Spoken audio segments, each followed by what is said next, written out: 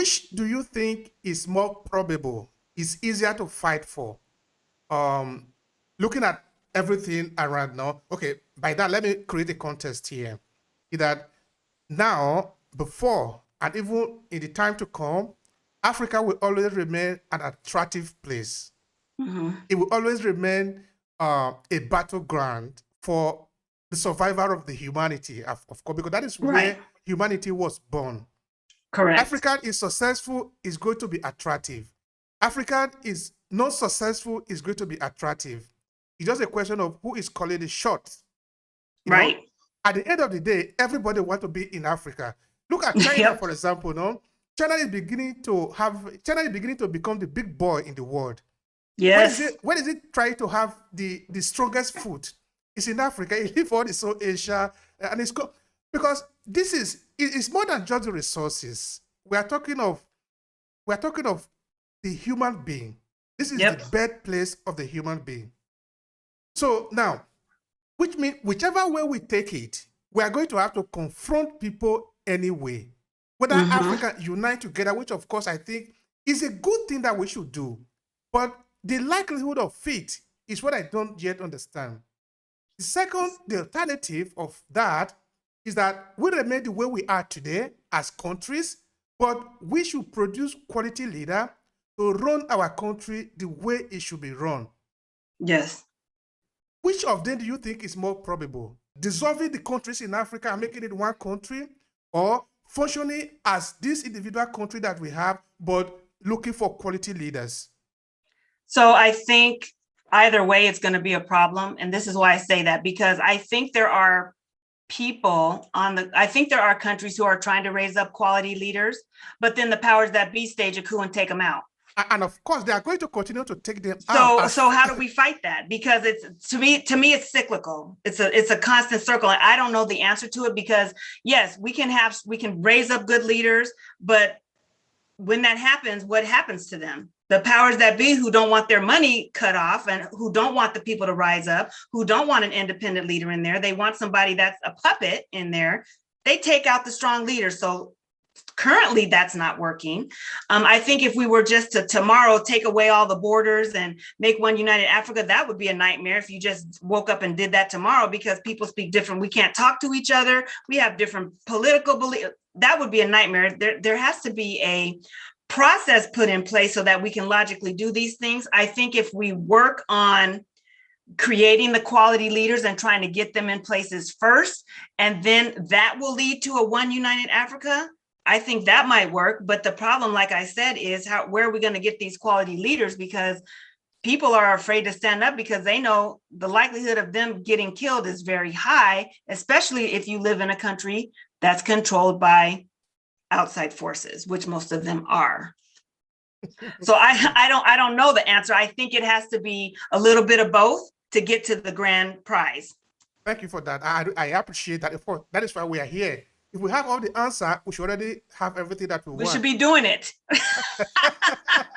We don't have all the answer. This is why we are here. We are talking. We are cracking our brain so that we can come up with the solution. And we really must be doing this.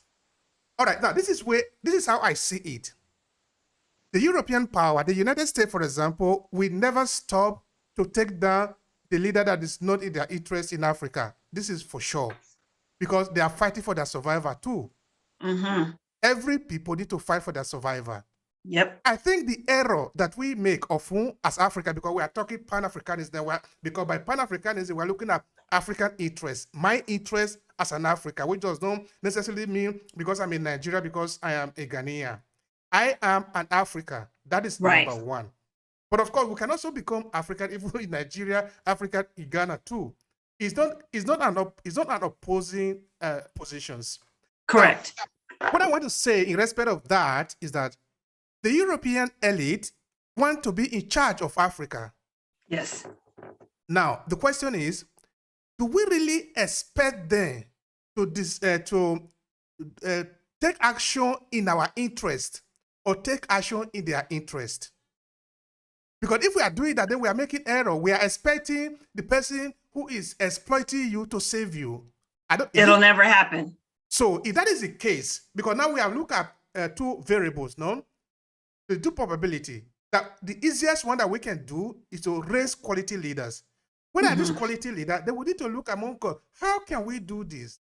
Does it really mean that among us as a people, we don't have quality leaders? That in Ghana, you don't have quality leader to stand up and really fight for the common interest of the Ghanaian people? Because this is where we are going to start from. Because they say charity begins at home. It starts at the grassroots level. Because we start talking of the whole of Africa, we're going to have to talk of the little group. Because even if Africa were to even become a nation, which I think is going to be difficult for now. Yeah.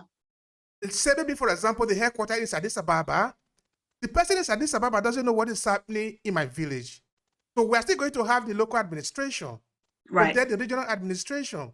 So there is no way we are going to totally eliminate the responsibility of the individual people. No. So from the individual people, how do we raise quality leader? Because that way we can stand, because we really need to stand to fight. Up to this point, we are not fighting. We are just begging them, please don't kill us. But whether they kill us or not, we are waiting for them to take the decision. It is us to take the decision to live or to die. We decide the kind of death we want to die. Well, I think this is the same problem that's happening all over the world and not just on the continent of Africa, because what ends up happening is, I think there are quality leaders on the continent, but what ends up happening is, for the most part, leaders are taken down from within and not from without. So it's usually somebody in your own camp that sells you out and gets you killed or gets you taken out of office and things like that. How does that happen? Well, it happens because of corruption. And so I think, like you said, for me, the key is education. We really need to be stressing education. I think we need to start with these younger generations, and we need to concentrate on raising up a generation to do these things, because I think the current generation is too far embedded in the corruption and in the political system, and they have self-interest going on. Their pockets are being fed, all kind of variables play into it, right? I think we need to be educating this next group of people, next group of leaders to come up, to do the right thing. And they need to be educated on the importance of surrounding yourself with responsible, capable people who are serious about their beliefs and have a platform to stand on, so that they can't be bought off and paid off to do the wrong thing. All right, that is important too.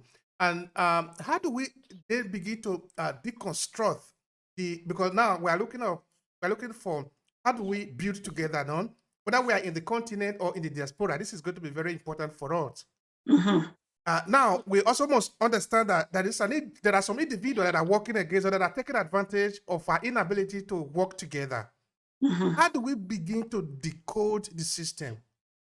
Because now we know that there is a system that is not in our interest. How do we decode it? And then, okay, Kulma was saying, that you don't necessarily need to reject everything. Take what is good in the Western system and use it for yourself. How do we do that? Right. So I think you have to learn how to work within the system. And just like he said, use what works and take that and just discard the rest of the stuff. But in order for us to navigate in this system, we first have to understand the system. And many of us don't. We don't understand it. We have to understand the system. We have to find ways to navigate within the system and then use the system to our advantage. And I think that's where we're failing right now, or not failing, but falling short. We can do a lot better. We need to understand the system. We need to get into the system. We need to have our people in the system, because like I said before, we have all the wrong people in the right places. We need to get some of the right people in there so that we can use the system to our benefit to help our people globally. And until that happens, we're going to stay in the situation that we're in right now, which is why I said we really need to be focusing on raising up a generation of strong people, unapologetic people, bold people who are not afraid to speak truth to power to get us out of this mess. All right. This has been a very constructive and interesting. I really thank you so much. Now, coming to the end of the conversation, I will, of course, ask for your final statement. No, except, of course, you have something you wanted to say that I didn't ask you. What would be the conclusion of this conversation? Because now we've talked about at least three key things. No, we talk about human right. There is an argument already tabling for that, but for another day with the professor in Addis Ababa, because it's very important. Because I have to do also with the law. What kind of law do we even have? No, so we are doing all this kind of conversation. We are really provoking ourselves. Let's talk about it. No, so we talk also about human trafficking, and now we talked about Pan-Africanism. For you to conclude the conversation, kind of a final reflection, what would be for you? So what I would like to say to everybody is find what your passion is. There's enough work in this world. The world is a messed up place. There's enough work in this world for everybody to get involved somewhere. Find what your passion is, get involved, and walk your passion. And let's all come together as human beings to make this world a better place. That's what I want to say. Get involved. We can't afford for people to be sitting on the sidelines watching as spectators. Get out of those stands and get in the game. Get in the game. Whatever you're passionate about, link up with some people that are passionate about that also and put in the work. Ameenata, thank you so much. I really appreciate it. I'm so honored. Thank you so much. Thank you so much for having me. It was a pleasure.